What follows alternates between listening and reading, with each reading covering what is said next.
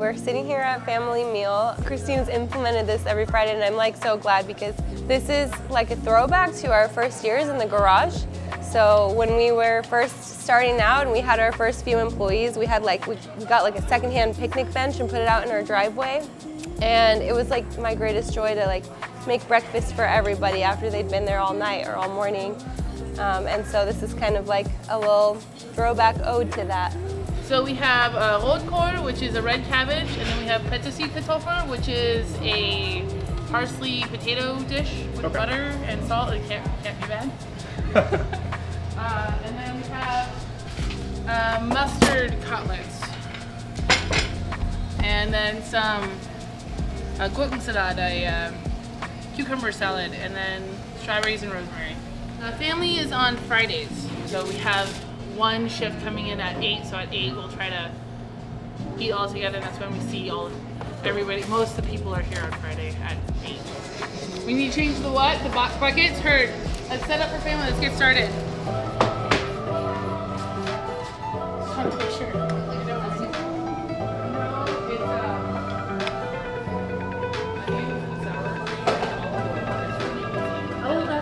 Dill. Okay, I can do that. Anyone want a better fork? Yeah, please. Thank you. This is for the bakery.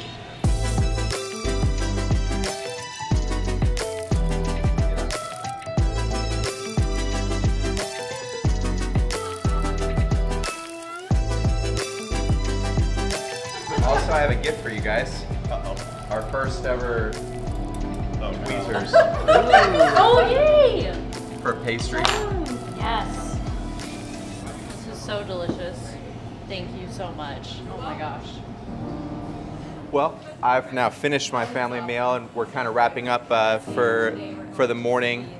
Everybody's kind of helping themselves to seconds if they want, and I'm just reflecting on the fact that it's a Friday, and typically over the course of time, Friday's been associated with, well, let's just say a lot of stress, to put it mildly.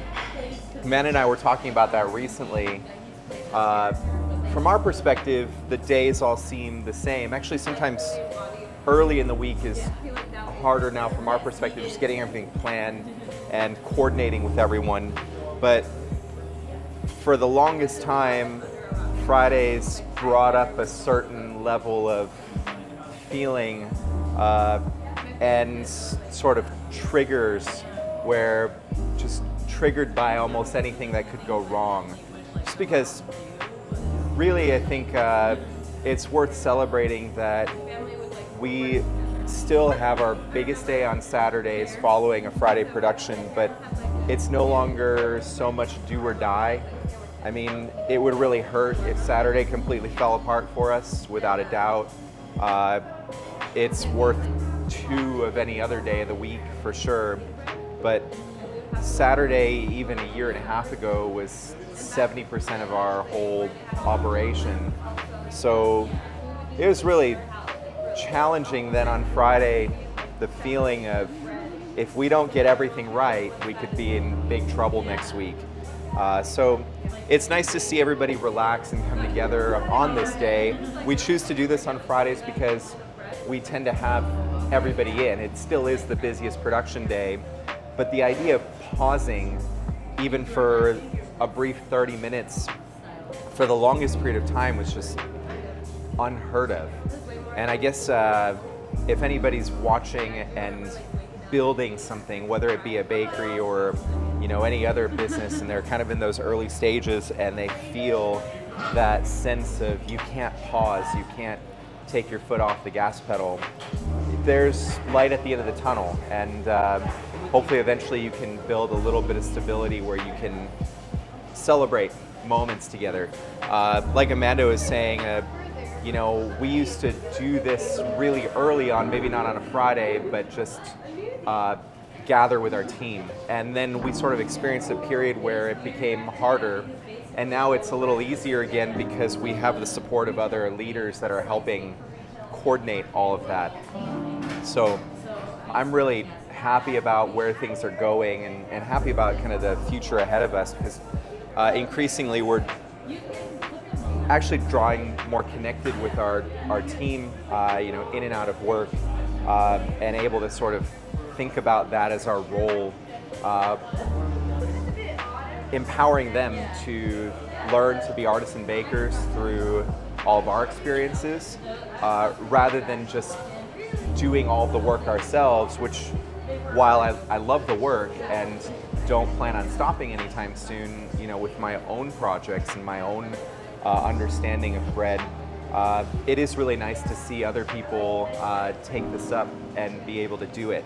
So anyway, this is a nice way to celebrate together and hang out. So I hope we can continue this tradition even as our season progresses and gets busier.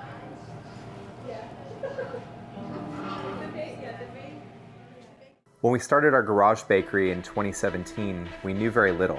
We knew we wanted to be bakers, but we didn't have much of a roadmap or a total understanding of whether sourdough could be a functional business. Since then, we've faced just about every challenge, overcome obstacles, and become a multi-million-dollar bakery with multiple locations in the Phoenix metro area. Now we want to share what we've learned with you. We're separating out our core sourdough. It's fine if yours is ripping apart more easily. We're making croissant dough. It's time to roll it out and shape some croissants.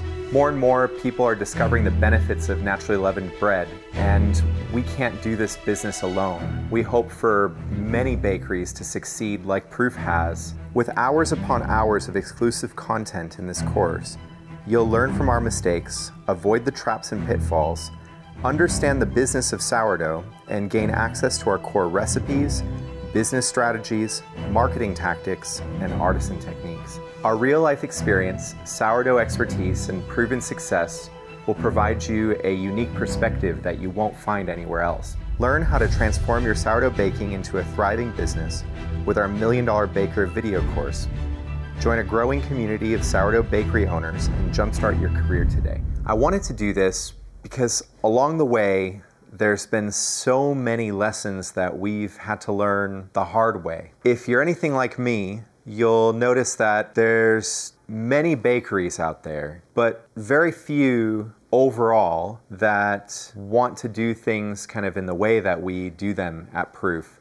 Whether it be through our sourdough artisan pathway that we've selected, or just in the overall care in the product development and customer development that we've done over the years. I've seen a lot of businesses come and go since we've started this thing a few years ago. It's a bit sobering, actually. Companies that you think of as stable, that play some role in your life or the lives of people around you, suddenly are no more. And I wonder how many times those are just moments where people didn't know what to do and folded in the towel when faced with obstacles that seemed impossible to overcome. We've gone through a lot as a garage bakery. We started with very little. I mean, we were hand mixing all of our doughs. And as a business, there was less revenue than required to support a single family. But over time, what we've been able to do here has not only been worthwhile for Amanda and I, but it's created some meaningful opportunities for a lot of the people that have worked with us over the years. We're really excited about the way in which we've built a customer base where we get to make the products that we want to make. In that, there's embedded lessons about what it's like to work with different kinds of customers, like wholesale customers. I've wanted to share the whole experience, the things that we've learned since those garage days, and begin to document that in an ongoing way. What we have already is a lot of content that I don't think will be easy to find elsewhere, because it comes directly from our years in the trenches at every level of our business, from the time that we hand mixed our doughs and hand laminated our croissant dough to now, where we have multiple locations, a warehouse to manage a flour mill, and more complexity with motivating staff other than ourselves to do this craft. I hope that this set of courses and our ongoing contribution to them can do something for those that want to follow down this type of professional path. maybe it will reach people that are in their garage right now, or even just thinking about being in their garage. And maybe it will create shortcuts for those people along the way. One thing's certain, that this is an amazing thing to spend your life on, and yet many obstacles will come your way that can sort of knock you out of the game entirely. And I hope that the thought processes in these courses give you the ammunition that you need to overcome some of those situations that will likely come your way. So I hope you find our experiences that we've shared here to be a valuable set of tools, and I hope that you continue to visit the content as it becomes more and more relevant to you over time. So thank you for giving us the opportunity to work together in this way. I'm excited to see what this yields for you, and I wish you all the success.